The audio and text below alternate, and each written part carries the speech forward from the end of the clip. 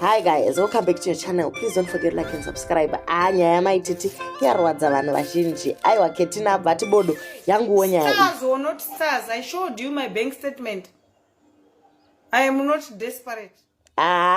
Ndo zviri kuitika mumastreets umu. Vari kuita kupenga vanhu vakati Mai Titi havangawani mastars akawanda kudai so. Saka Ketty nabva decide kuti anotitorera bank statement rake atiratidze kuti ndo mari dzaanowana in pounds, handiti ma50 pounds, ma20, ma50 zvichinda zvakadaro ma500. Ari kuti ane mari yakawandisa kudarika Mai Titi. Saka chero Cat family ikauya ikaisa mastars iye arwadziwi nazvo.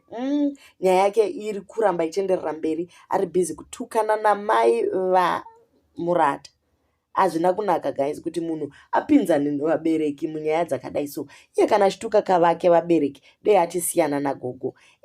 Doreen nezuro akatukwa kulive kwaMai Titi akanzi aiwa iwe Doreen une ngozi yekutuka mai vako chimbobva papeji redu because nhasi tiri kuita family meeting. Iwe hausi kubvumidziwa nekuti anga asvika akaedza kuda kutukana Mai Titi. Mai Titi was very civil about it. She ignored her vakakontinue live yavo.